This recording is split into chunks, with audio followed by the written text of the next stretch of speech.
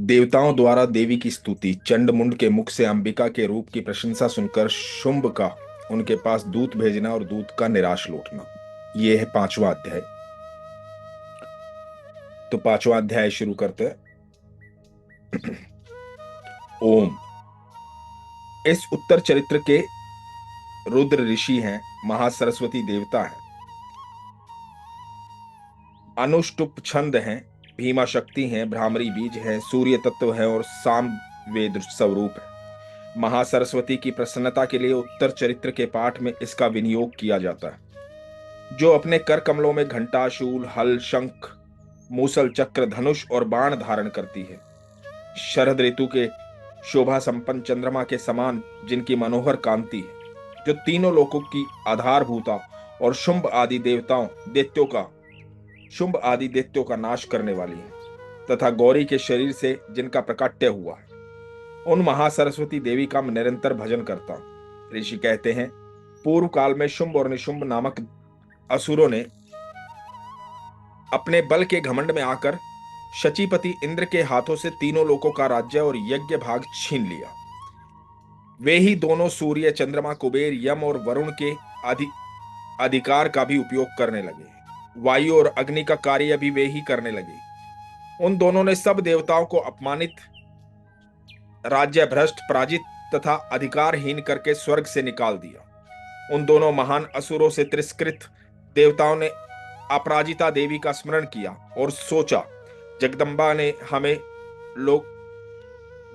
ने हम लोगों को वर दिया है कि आपत्ति काल में स्मरण करने पर मैं तुम्हारी सब आपत्तियों का तत्काल नाश कर दूंगी। ये विचार कर देवता गिरिराज हिमालय पर गए और वहां भगवती विष्णु माया की स्तुति करने लगे।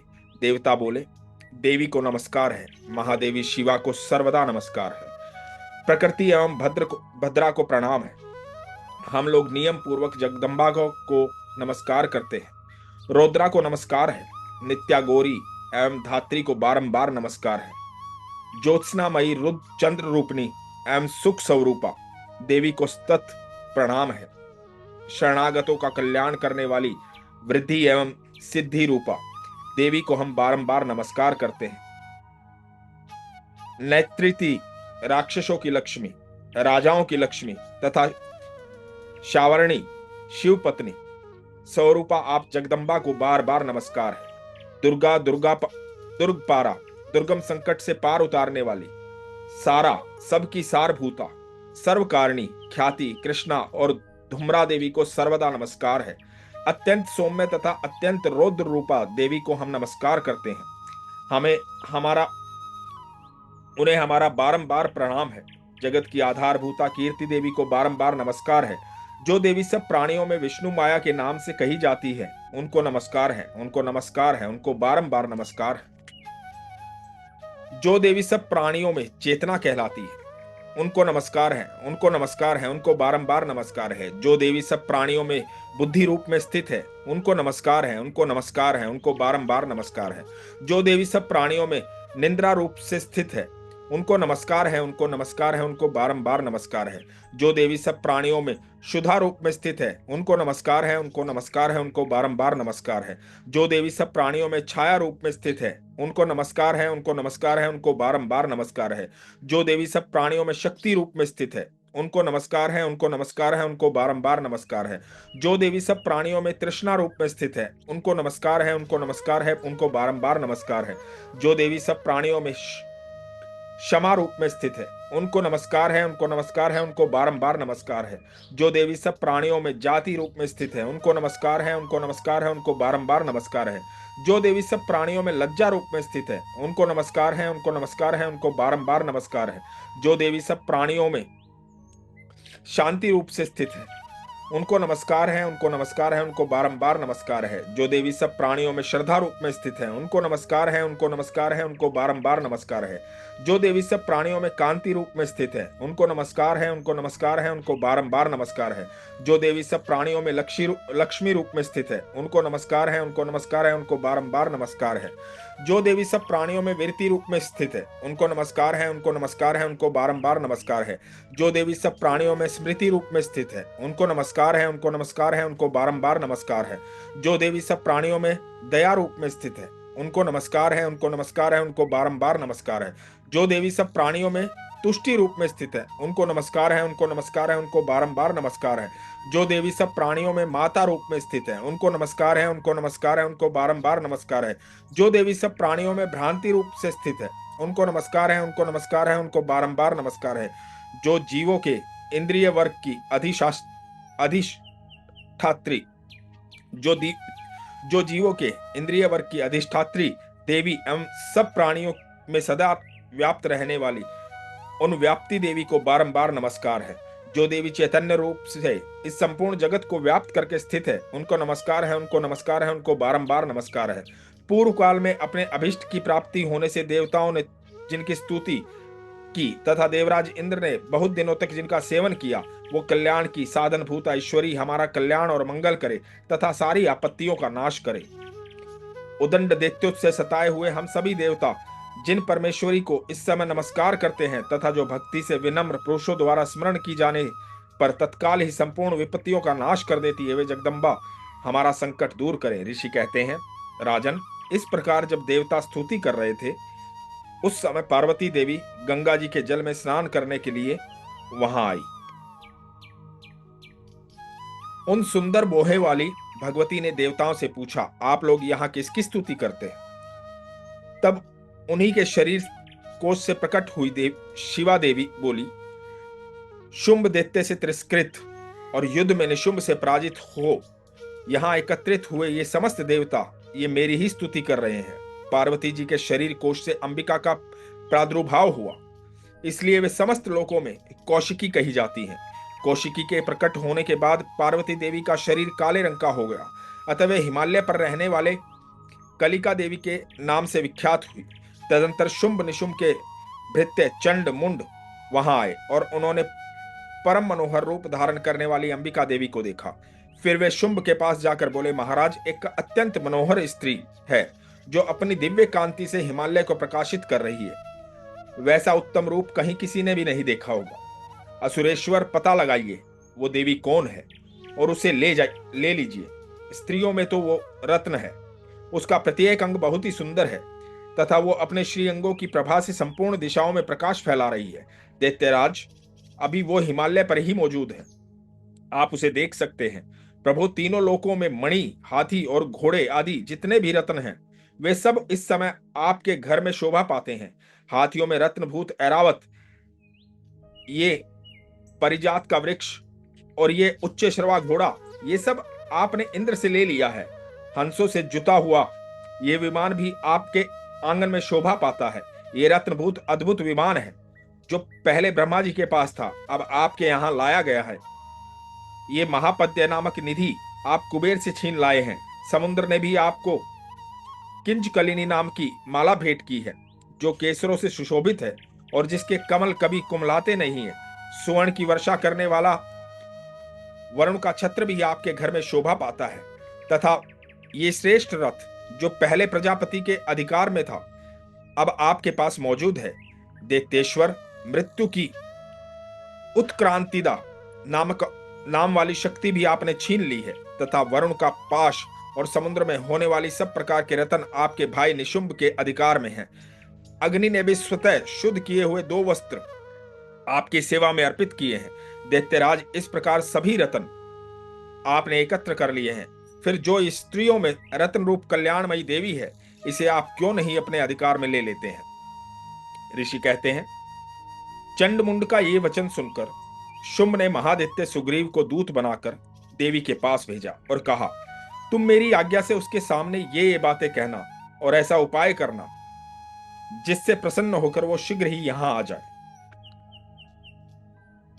वो दूत पर्वत के अत्यंत रमणीय प्रदेश में जहां देवी मौजूद थी गया और मधुर वाणी में कोमल वचन बोला। दूत बोला, देवी, दैत्यराज शुंभ इस समय तीनों लोकों के परमेश्वर हैं। मैं उन्हीं का भेजा हुआ दूत हूं और यहां तुम्हारे ही पास आया हूं। उनकी आज्ञा सदा सब देवता एक स्वर में मानते हैं। कोई उसका उल्लंघन नहीं कर सकता। वे संपूर्ण देवताओं को परास्त कर चुके हैं। उन्होंने तुम्हारे लिए जो संदेश दिया है उसे सुनो। संपूर्ण त्रिलोकी मेरे अधिकार में है। देवता भी मेरी आज्ञा के अधीन चलते हैं। संपूर्ण यज्ञों के भागों को मैं ही पृथक पृथक भोगता हूँ। तीनों लोकों में जितने श्रेष्ठ रत्न हैं वे सब मेरे अधिकार में हैं। देवराज इंद्र का वाहन ऐरावत जो हाथियों में रत्न के समान है मैंने छीन लिया है। क्षीर सागर का मंथन करने से जो अश्वरतन उच्च श्रवा प्रकट हुआ था उसे देवताओं ने मेरे पैरों पर पड़कर समर्पित किया है। सुंदरी, उनके सिवा जो भी और जितने रत्नभूत पदार्थों देवताओं, गंधर्वों और नागों के पास थे वे सब मेरे ही पास आ गए हैं। देवी, हम लोग तुम्हें संसार की स्त्रियों में रत्न मानते हैं, अतः तुम हमारे पास आ जाओ, क्योंकि रत्नों का उपभोग करने वाले हम ही हैं। चंचल कटाक्षों वाली सुंदरी, तुम मेरी या मेरे भाई महापराक्रमी निशुंभ की सेवा में आ जाओ, क्योंकि तुम रत्न स्वरूपा हो। मेरा वर्ण करने में तुम्हें तुलना रहित महान ऐश्वर्य की प्राप्ति होगी। अपनी बुद्धि से ये विचार कर तुम मेरी पत्नी बन जाओ। ऋषि कहते हैं, दूत के ये कहने पर कल्याणमयी भगवती दुर्गा देवी जो इस जगत को धारण करती है मन ही मन गंभीर भाव से मुस्कुराई और इस प्रकार बोली। देवी ने कहा, दूत, तुमने सत्य कहा है, इसमें तनिक भी मिथ्या नहीं है।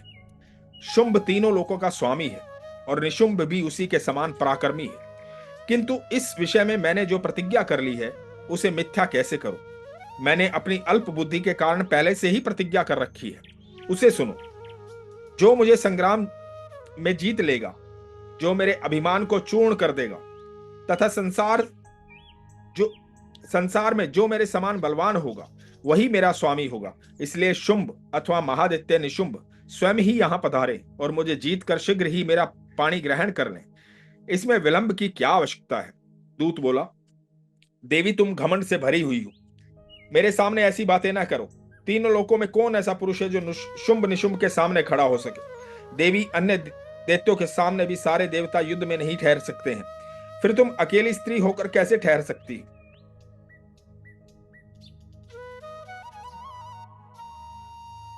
जिन शुंभ आदि दैत्यों के सामने इंद्र आदि सब देवता भी युद्ध में खड़े नहीं हुए, उनके सामने तुम स्त्री होकर कैसे जाओगी? इसलिए तुम मेरे ही कहने से शुंभ निशुंभ के पास चली चलो। ऐसा करने से तुम्हारे गौरव की रक्षा होगी, अन्यथा जब वे केश पकड़कर घसीटेंगे तब तुम्हें अपनी प्रतिष्ठा खोकर जाना पड़ेगा। देवी ने कहा, तुम्हारा कहना ठीक है शुंभ बलवान है और निशुंभ भी बड़े पराक्रमी हैं, किंतु क्या करूं? मैंने पहले बिना सोचे समझे प्रतिज्ञा कर ली है, अतः अब तुम जाओ। मैंने तुमसे जो कहा है वो सब दैत्यराज से आदर पूर्वक कहना, फिर वे जो उचित जान पड़े करें। इस प्रकार श्री मार्कंडेय पुराण में सावर्णिक मनवंतर की कथा के अंतर्गत देवी महात्म्य में देवी दूत संवाद नामक 5वां अध्याय पूर्ण हो। तो यहां मां आदिशक्ति ने शुंभ और निशुंभ को ललकारा है, अपनी प्रतिज्ञा के बारे में बताया है। मां ने लालच दिया है कि ठीक है, कोई बात नहीं, मैं तुम्हारी बात मानती हूं, यदि तुम मुझे अपने बल से जीत लोगे, मेरा सामना करोगे, युद्ध में जीत जाओगे, तो मैं स्वीकार करती हूं जो तुम्हारा प्रस्ताव है। तो अब 6वां अध्याय पढ़ते हैं, धूम्रलोचन वध। मैं सर्वज्ञेश्वर भैरव के अंक में निवास करने वाली परमोत्कृष्ट पद्मावती देवी का चिंतन करता हूं। वे नागराज के आसन पर बैठी हैं। नागों के फणों में सुशोभित होने वाली मणियों की विशाल माला से उनकी देहलता उद्दासित हो रही है। सूर्य के समान उनका तेज है। 3 नेत्र उनकी शोभा बढ़ा रहे हैं। वे हाथों में माला, कुंभ, कपाल और कमल लिए हुए हैं तथा उनके मस्तक में अर्धचंद्र का मुकुट सुशोभित है। ऋषि कहते हैं, देवी का ये कथन सुनकर दूत को बड़ा अमर्ष हुआ और उसने दैत्यराज के पास जाकर सब समाचार विस्तार पूर्वक कह सुनाया। दूत के उस वचन को सुनकर दैत्यराज कुपित हो उठा और दैत्य सेनापति धूम्रलोचन से बोला, धूम्रलोचन, तुम शीघ्र अपनी सेना साथ लेकर जाओ और उस दुष्टा के केश पकड़कर घसीटते हुए उसे बलपूर्वक यहां ले आओ। उसकी रक्षा करने के लिए यदि कोई दूसरा खड़ा हो तो वो देवता, यक्ष या गंधर्व ही क्यों ना हो, उसे अवश्य मार डालना। ऋषि कहते हैं, शुंभ के इस प्रकार आज्ञा देने पर वो धूम्रलोचन दैत्य 60,000 असुरों की सेना को साथ लेकर वहां से तुरंत चल दिया। वहां पहुंचकर उसने हिमालय पर रहने वाली देवी को देखा और ललकार कर कहा, अरे तू शुंभ निशुंभ के पास चल। यदि इस समय प्रसन्नता पूर्वक मेरे स्वामी के समीप नहीं चलेगी तो मैं बलपूर्वक झोटा पकड़कर घसीटते हुए तुझे ले चलूंगा। देवी बोली, तुम्हें दैत्यों के राजा ने भेजा है, तुम स्वयं ही भी बलवान हो और तुम्हारे साथ विशाल सेना भी है। ऐसी दशा में यदि मुझे बलपूर्वक ले चलोगे तो मैं तुम्हारा क्या कर सकती हूं? ऋषि कहते हैं, देवी के यूं कहने पर असुर धूम्रलोचन उनकी ओर दौड़ा। तब अंबिका ने हूं शब्द के उच्चारण से उसे भस्म कर दिया। फिर तो क्रोध में भरी हुई दैत्यों की विशाल सेना और अंबिका ने एक दूसरे पर तीखे सायों के शक्तियों तथा फरसों की वर्षा आरंभ की। इतने में ही देवी का वाहन सिंह क्रोध में भरकर भयंकर गर्जना करके गर्दन के बालों को हिलाता हुआ असुरों की सेना में कूद पड़ा। उसने कुछ दैत्यों के पंजों से मार गिराया, कितनों को अपनी जबड़ों से और कितनों को महादैत्यों को पटक कर होठ की दाढ़ी से घायल करके मार डाला। उस सिंह ने अपने नखों से कितनों को पेट फाड़ डाले और थप्पड़ मारकर कितनों के सर धड़ से अलग कर दिए, कितनों की भुजाएं और मस्तक काट डाले तथा अपनी गर्दन के बाल हिलाते हुए उसने दूसरे दैत्य के पेट फाड़कर उनका रक्त चूस लिया। अत्यंत क्रोध में भरे हुए देवी के वाहन उस महाबली सिंह ने क्षण भर में ही असुरों की सारी सेना का संहार कर डाला। शुंभ ने जब सुना कि देवी ने धूम्रलोचन असुर को मार डाला है तथा उसके सिंह ने सारी सेना का सफाया कर डाला है, तब उस दैत्यराज को बड़ा क्रोध हुआ, उसका होठ कांपने लगा। उसने चंड और मुंड नामक दो महादैत्यों को आज्ञा दी, हे चंड और हे मुंड, तुम लोग बहुत बड़ी सेना लेकर वहां जाओ, उस देवी के झोटे पकड़कर अथवा उसे बांधकर शीघ्र यहां ले आओ। यदि इस प्रकार उसको लाने में संदेह हो तो युद्ध में सब प्रकार के अस्त्र शस्त्रों तथा समस्त असुरी सेना का प्रयोग करके उसकी हत्या कर डालना। उस दुष्टा की हत्या होने तथा सिंह के भी मारे जाने पर अंबिका को बांधकर साथ ले शीघ्र ही लौट आना। इस प्रकार श्री मार्कंडेय पुराण में सर्वाधिक मनवंतर की कथा के अंतर्गत देवी महात्म्य में धूम्रलोचन वध नामक छठा अध्याय पूरा। यहां धूम्रलोचन का भी वध हुआ। अब सातवां अध्याय है चंड और मुंड का वध। मैं मातंगी देवी का ध्यान करता हूं। वे रत्न में सिंहासन पर बैठकर पढ़ते हुए तोते का मधुर शब्द सुन रही हैं। उनके शरीर का वर्ण श्याम है। वे अपना एक पैर कमल पर रखे हुए हैं और मस्तक पर अर्धचंद्र धारण करती हैं तथा कहार पुष्पों की माला धारण किए वीणा बजाती हैं। उनके अंग में कसी हुई चोली शोभा पा रही है। वे लाल रंग की साड़ी पहने हाथ में शंख में पात्र लिए हुए हैं। उनके वदन पर मधु का हल्का हल्का प्रभाव जान पड़ता है और ललाट में बेंदी शोभा दे रही है। ऋषि कहते हैं, तदंतर शुंभ की आज्ञा पाकर वे चंड मुंड आदि दैत्य चतुरांगनी सेना के साथ अस्त्र शस्त्रों से सुसज्जित हो चल दिए। फिर गिरिराज हिमालय के सुवर्ण में ऊंचे शिखर पर पहुंचकर उन्होंने सिंह पर बैठी देवी को देखा। वे मंद मंद मुस्कुरा रही थी। उन्हें देखकर दैत्य लोग तत्परता से पकड़ने का उद्योग करने लगे। किसी ने धनुष तान लिया, किसी ने तलवार संभाली और कुछ लोग देवी के पास आकर खड़े हो गए। तब अंबिका ने उन शत्रुओं के प्रति बड़ा क्रोध किया। उस समय क्रोध के कारण उनका मुख काला पड़ गया, ललाट में बोहें टेढ़ी हो गई और वहां से तुरंत विकराल मुखी काली प्रकट हुई, जो तलवार और पाश लिए हुई थी। वे विचित्र खंटवांग धारण किए और चीते की चर्म की साड़ी पहने नरमुंडों की माला से विभूषित थी। उनके शरीर का मांस सूख गया, केवल हड्डियों का ढांचा था, जिससे वह अत्यंत भयंकर जान पड़ती थी। उनका मुख बहुत विशाल था, जीभ लपलपाने के कारण वे और भी डरावनी प्रतीत होती थी। उनकी आंखें भीतर को धसी हुई और कुछ लाल थी। वे अपनी भयंकर गर्जना से संपूर्ण दिशाओं को गुंजा रही थी। बड़े बड़े दैत्यों का वध करती हुई वो कालिका देवी बड़े वेग से दैत्यों की उस सेना पर टूट पड़ी और उन सब को भक्षण करने लगी।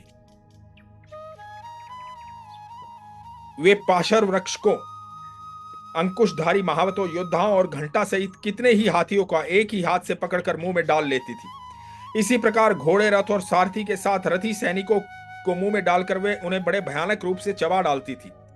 किसी के बाल पकड़ लेती, किसी का गला दबा देती, किसी को पैरों से कुचल डालती और किसी की छाती के धक्के से गिराकर मार डालती। वे असुरों के छोड़े हुए बड़े बड़े अस्त्र शस्त्र मुंह से फाड़ कर पकड़ लेती थी और रोष में भरकर उनकी दांतों से पीस डालती थी। काली ने बलवान एवं दुरात्मा दैत्यों वह सारी सेना रोंद डाली, खा डाली और कितनों को मार भगाया। कोई तलवार के घाट उतारे गए, कोई खटवांग से पीटे गए और कितने ही असुर दांतों के अग्रभाग से कुचले जाकर मृत्यु को प्राप्त हुए। इस प्रकार देवी ने असुरों का उस सारी सेना को क्षण भर में मार गिराया। ये देख चंड उन अत्यंत भयानक काली देवी की ओर दौड़ा। तथा महादित्य मुंड ने भी अत्यंत भयंकर बाणों से वर्षा की तथा हजारों बार चलाए हुए चक्रों से उन भयानक नेत्रों वाली देवी को आच्छादित कर दिया। वे अनेकों चक्र देवी के मुख के सामने होते हुए ऐसे जान पड़ते थे मानो सूर्य के बहुतेरे मंडल बादलों के उदार में प्रवेश कर रहे हैं। जब भयंकर गर्जना करने वाली काली ने अत्यंत रोष में भरकर विकट अट्टहास किया, उस समय उनके विकराल वदन के भीतर कठिनता से देखे जा सकने वाले दांतों की प्रभा से वे अत्यंत उज्जवल दिखाई देती थी। देवी ने बहुत बड़ी तलवार हाथ में ले हों का उच्चारण करके चंड पर धावा किया और उसके केश पकड़कर उसी तलवार से उसका मस्तक काट डाला। चंड को मारा गया देखकर मुंड भी देवी की ओर दौड़ा। तब देवी ने रोष में भरकर उसे भी तलवार से घायल करके धरती पर सुला दिया। महापराक्रमी चंड और मुंड को मारा गया देखकर मरने से बची हुई बाकी सेना भय से व्याकुल हो चारों ओर भाग गई। तदंतर काली ने चंड और मुंड का मस्तक हाथ में ले चंडिका के पास जाकर प्रचंड अट्टहास करते हुए कहा, देवी, मैंने चंड और मुंड नामक इन दो महापशुओं को तुम्हें भेंट किया है। अब युद्ध यज्ञ में तुम शुंभ और निशुंभ का स्वयं ही वध करना। ऋषि कहते हैं, वहां लाए हुए उन चंड मुंड नामक महादित्यों को देखकर कल्याणमयी चंडी ने काली से मधुर वाणी में कहा, देवी, तुम चंड और मुंड को लेकर मेरे पास आई हो, इसलिए संसार में चामुंडा के नाम से तुम्हारी ख्याति होगी। इस प्रकार श्री मार्कंडेय पुराण में सावर्णिक मनवंतर की कथा के अंतर्गत देवी महात्म्य में चंड मुंड वध नामक 7वां अध्याय पूर्ण हुआ।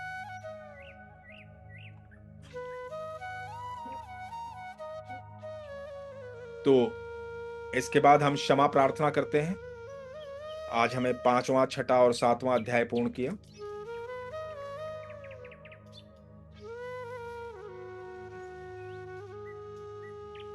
हे परमेश्वरी, मेरे द्वारा रात दिन सहस्त्रों अपराध होते रहते हैं। ये मेरा दास है, यूं समझकर मेरे उन अपराधों को तुम कृपा पूर्वक क्षमा करो। परमेश्वरी, मैं आह्वान नहीं जानता, विसर्जन करना नहीं जानता तथा पूजा करने का ढंग भी नहीं जानता, क्षमा करो। देवी सुरेश्वरी, मैंने जो मंत्रहीन, क्रियाहीन और भक्तिहीन पूजन किया है वो सब आपकी कृपा से पूर्ण हो। सैकड़ों अपराध करके भी जो तुम्हारी शरण में जा जगदम्ब कहकर पुकारता है, उसे वो गति प्राप्त होती है जो ब्रह्मादि देवताओं के लिए भी सुलभ नहीं है। जगदम्बिके, मैं अपराधी हूं किंतु तुम्हारी शरण में आया हूं। इस समय दया का पात्र हूं, तुम जैसा चाहो वैसा करो। देवी परमेश्वरी, अज्ञान से, भूल से अथवा बुद्धि भ्रांत होने के कारण मैंने जो न्यूनता या अधिकता कर दी हो वो सब क्षमा करो और प्रसन्न हो। सच्चिदानंद स्वरूपा परमेश्वरी, जगन्माता कामेश्वरी, तुम प्रेम पूर्वक मेरी ये पूजा स्वीकार करो और मुझ पर प्रसन्न रहो। देवी सुरेश्वरी, तुम गोपनीय से भी गोपनीय वस्तु की रक्षा करने वाली हो। मेरे निवेदन किए हुए इस जप को ग्रहण करो, तुम्हारी कृपा से मुझे सिद्धि प्राप्त हो। जय माता दी।